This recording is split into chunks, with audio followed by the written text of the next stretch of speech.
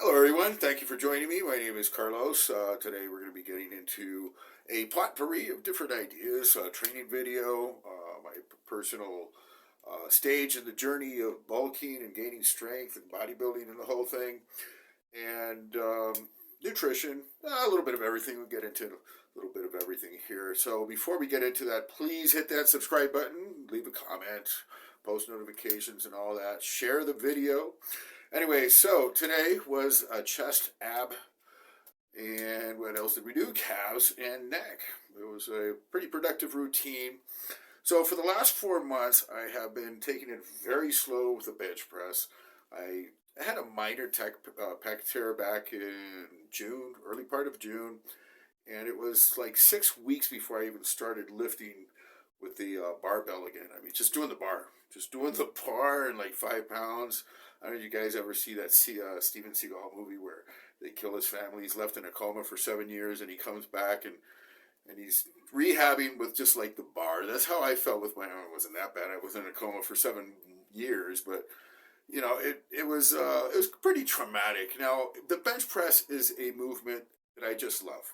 Like most people or most men that lift weights and are into bodybuilding, the bench press, more than just an ego thing, it's a satisfying lift. If you can get strong on the bench press, it's something that just brings a deep satisfaction. I love the bench press. I really enjoy it.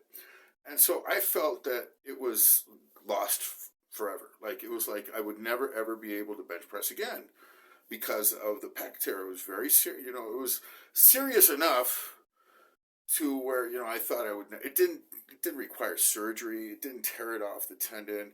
It was partially affected permanently, but it was like it's just one of these things. I've been able to get over it, and for the last few months, I've been increasing the weight very slowly. I mean, very very slowly. It wasn't until about the third month that I was able to put a plate on each side.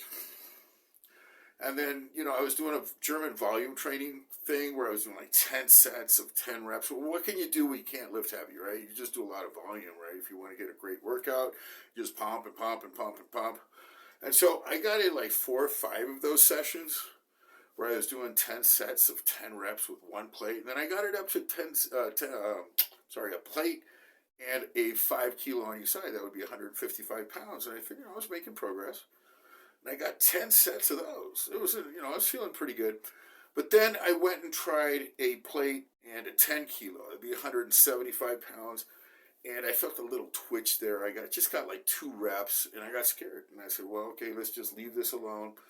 And in the passage of the last few months, like the last couple of months, on and off, I've been hitting the bench press. And a couple of weeks ago, I actually got 200 pounds. I got a big plate and a 35er on each side, and I got 2 reps. And I was like, okay, it's actually kind of scary. It was kind of building up again. And so, long story short, last session, I did a 5x5 routine with the 200 pounds, and it felt ridiculously easy. I feel like I got a groove into it that I didn't have before I tore my pec. I don't know if I'm being gifted, by above or something, but it just felt so easy. It was like, okay, this is like the groove here, like the angle is perfect, and it's like no wait. It's like okay, 5, and I could have done a lot more, but it was like I'm sticking to the discipline of pulling back and not overreaching because I don't want to hurt myself. And I said to myself, next session you're doing 2 plates. So I did. I came in today, yesterday. This is yesterday's training session. And so I came in and I put on 2 plates and I said, okay, we're going to do a 5x5. And man, it just felt super easy. It felt like never before easy. And it's kind of scary. I don't know if any of you guys out there have had a pec tear or anything like that, but it can be very daunting. It can be very intimidating. So today, it's like I just feel, like $1,000,000 again. I can't believe that I got my bench press back. I'm worrying about how to go forward with this because, I can, build it up to a considerable amount of weight, but we'll cross that, bridge when we get there. So, started out with abs. I'm bulking right now. I got down to 179 pounds on the 28th of September. It was the last day of my cut. I've been dieting for 3.5 months. The first 3 months, first 2.5 months, And I started running into a wall where it's like the weight was always dropping. All I did was cut out all the junk, all the extras, and maintain like my proper meals with the macros at around 2,800 calories, which is still restricted. I mean, you can't eat snacks, you can't eat junk, you can't go out to restaurants. None of that. It's just cooked meals, 2,800 calories, protein, carbs, and limited fat. Drop, drop, drop, drop. Easy, like every single week I'd be dropping 2 pounds, 3 pounds, 2 pounds, 3 pounds. This is super easy. I'm not really feeling any hungry. I was even making some PRs in the gym. It was like going great. Then I hit a wall. I reached 185 pounds, and then from there, like it wouldn't really move. So I had to do something extra. I incorporated some cardio. I was doing 1 hour LISS cardio, which is very low intensity, steady state, 3, 4 times a week. And I started cycling my carbs, which I wasn't really counting, but from where I was, I figured I was going between 2,800 calories and 2,000 calories a day.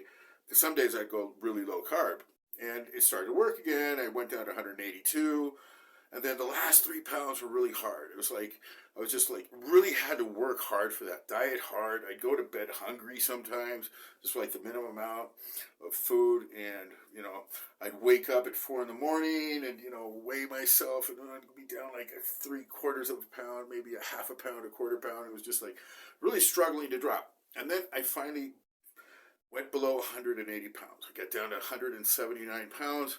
And I pretty much stayed there for like 3 weeks. I would oscillate between 175 and 181. And it was like a big struggle. I was hungry all the time. I would eat my meal and I'd be hungrier, and it was just like misery. I took a body fat test and I was down to 10.3.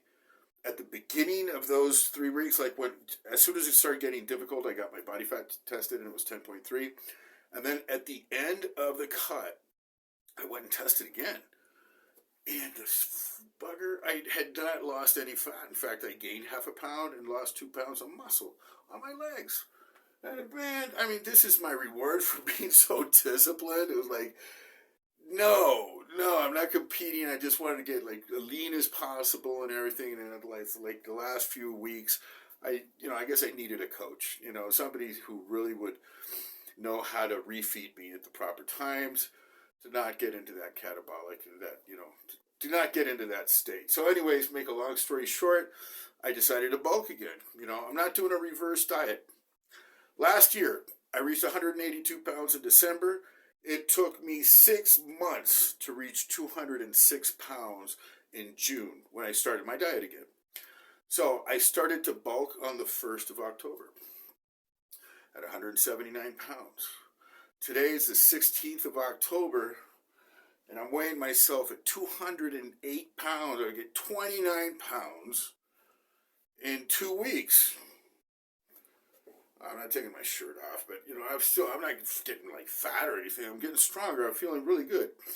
So I can't believe this rebound. It's like I took my blood pressure is fine. Like, my resting breathing rate, everything, heart rate, everything is fine. It's like, geez, man, I must have been like severely depleted, dehydrated when your glycogen goes so low.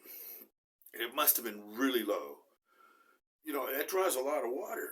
And so now, since I'm just eating again, I'm not eating any junk. I'm just like a lot of rice. I'm eating like 350 grams of cooked rice per meal, 200 grams, which would be like, 8, 9 ounces of meat, chicken, or pork on every meal, plus an extra 6 egg whites for breakfast on top of the meat and the eggs. So I'm eating a lot of food, right? And it's just like blowing up. So I'm not putting a limit to it. Maybe that's why the bench press is feeling so freaking easy. It's like, man, this is groovy. So getting into today's workout.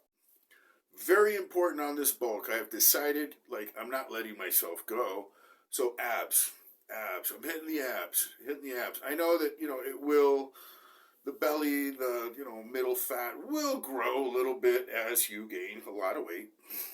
But it's very important to not lose the discipline of doing the abdominals. So I'm doing like 3 different exercises, 2 sets, it's like a circuit before I start working out. And, I do it's getting very tight, even though I'm increasing a little bit in the middle, but it's I feel that that's the way you got to go. Hitting the abs, just hitting the abs. For when I diet again, they're going to be showing. They're still visible. They're still visible, but yeah, just keep on the discipline. On the off season, eliminated the cardio, not doing cardio. Not that type of cardio, like to get into bodybuilding condition, this low intensity, steady state to drop body fat. No. If and when I do cardio now, it'll be high intensity for cardio's sake. I have to get cardio fit. Because, getting back to the workout, some of my workouts are very high intensity, high volume. Some are easier. Today's session was somewhat easy. Somewhat easy, somewhat. Like, went through the abdominal routine very diligently. I'm doing the sets, the reps, getting the work done. Calves. Calves is one area that I really want to bring up in this off season. I mentioned off season. It's the time when I'm not dieting. I'm trying to build as much muscle as I can. I'm not. This is like for the gym bros. This is like for gym rats who want to get as good as you. Try to do things as professionally as you can without being a pro. Okay, without thinking about getting a tan and standing on a bodybuilding stage and flexing and all this stuff. No, you just want to look good, but you want to get jacked. You want to get as big as possible. Well, you got to do the things that these guys do, and that's lift heavy weights, eat a lot of food, and stay on point with everything. So that's what we're doing. So the calves, hitting those calves as hard and as regularly and as just getting the work done. If you do your work diligently with your calves, they'll come up. They're starting to come up now. I can feel it when I put on my pants and shit. They're starting to go, okay. They're getting tighter in the bottom. I should get some bell bottoms back to the 70s. So from there, I went to the bench press and the biceps. I'm sorry, the biceps. A very long routine of biceps at the end. I'll explain that.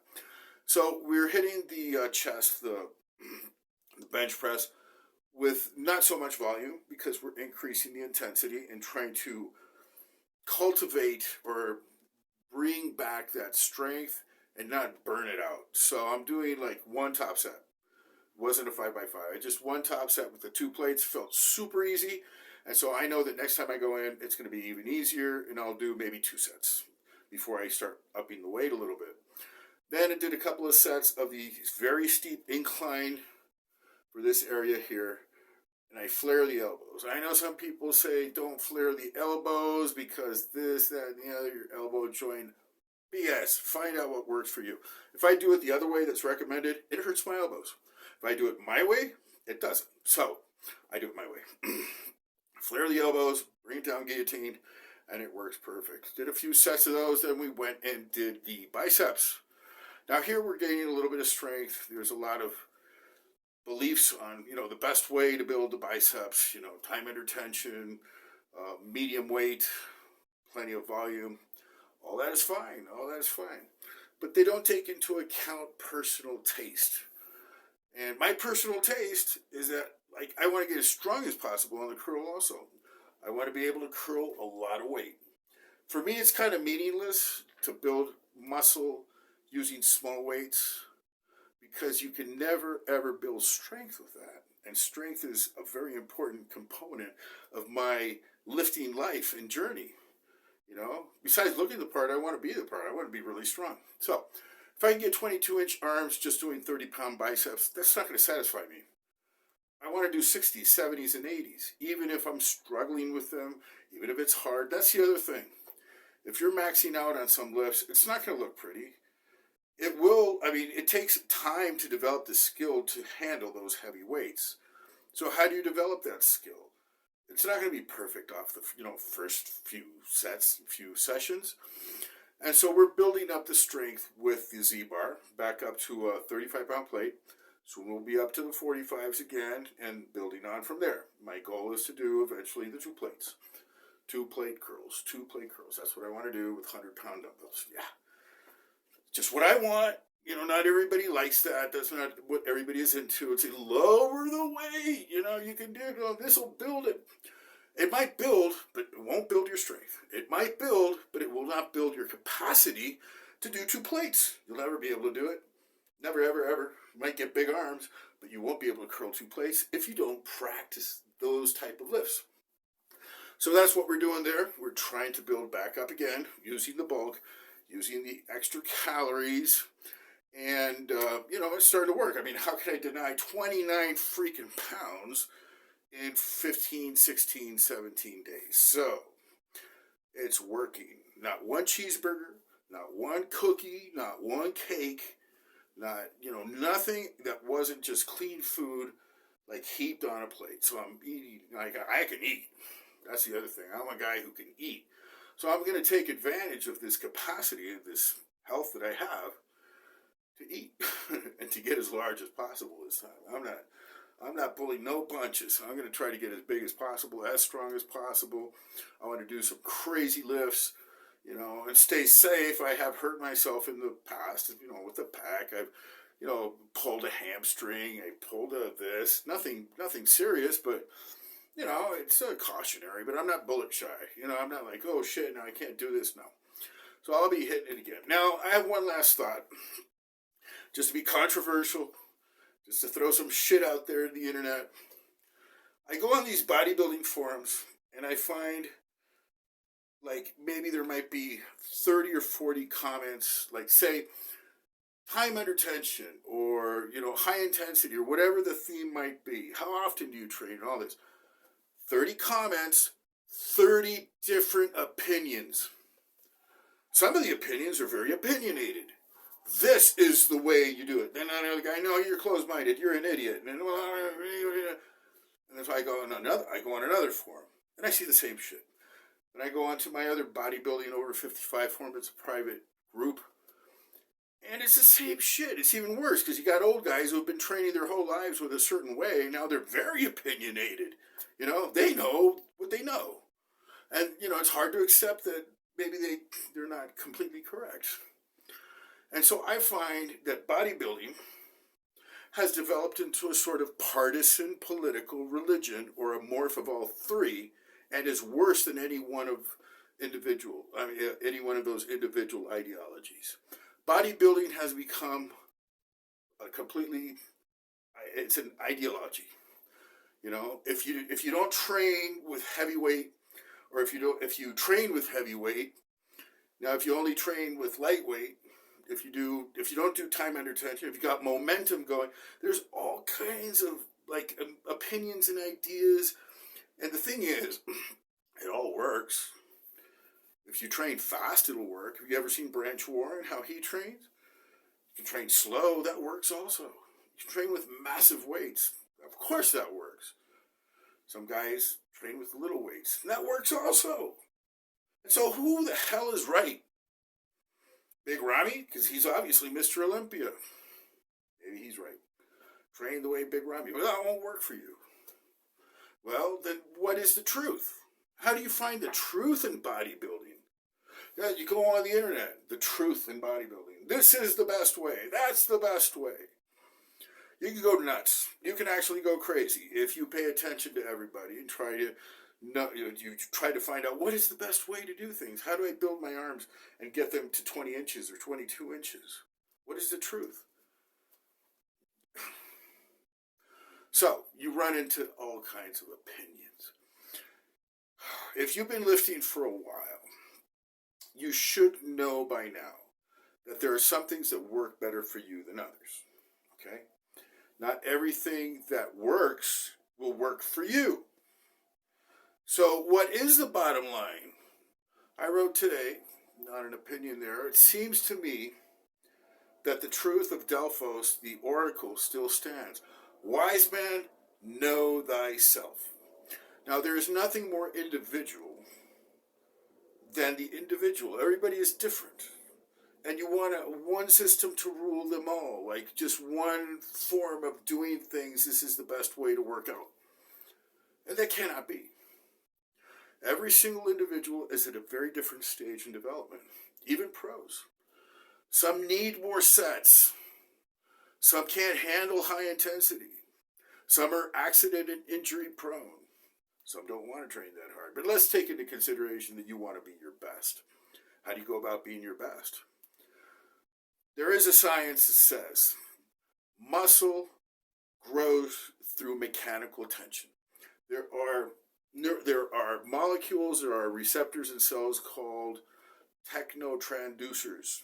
They measure the effort within the cell, and it is mechanical tension. If you do high reps, those first few reps don't stimulate that mechanical transducer, or whatever the name is.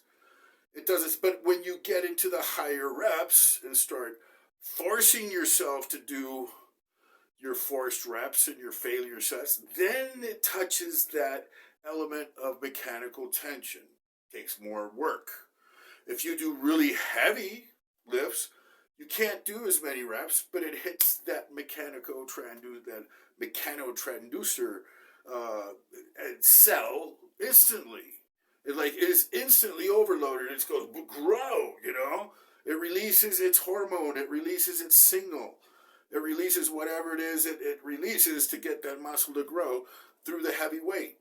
Much quicker than with the reps. The thing is, you cannot do that all the time. And so you have to find like a mishmash of medium, high reps. And the bottom line with this seems to be like you got to work real hard. That's the truth. To build muscle, you got to work freaking hard. The harder you work, the harder you make that muscle work, the more it's going to grow. All things being considered with nutrition and rest and all these other things. But as far as the training goes, it has to be hard for a muscle to grow, to have a stimulus to grow. Now, how hard? That is so subjective, man, because not everybody can do a 400-pound bench press. And if you're stuck at 150 or 180 or 200, then you're going to have to do a lot more work to get to that same kind of pseudo response. And you won't get the same response as massively overloading with weight. I'm just leaving you with these thoughts because there is a bottom line, there is a truth to muscle building, but to reach that pinnacle, that ultimate truth of how to build a muscle, there's many ways to go about that. Just remember, high reps need to approach that mechanical tension threshold. It just does so with longer steps. Okay? And if you just lift the really heavy weight, you get there really quick. Got that? Anyway, so I leave you all with those thoughts. And, as usual, I hope you get some value out of this. A little bit of entertainment. I don't know. I get entertained by putting up these videos. And it's helping me on my journey. I'm trying to get better. I'm going for it. I'm completely, committed, I guess would be the word. Committed to trying to be the best that I can be with this. It's my hobby. I don't make money off this. It's not a profession for me. I do other things. I'm into a textile business. I do other things, okay? But this bodybuilding thing is so freaking important for me that I have made it I try to be the best at what I can do. So anyways, I hope you guys get value. God bless everybody, and we'll see you next time.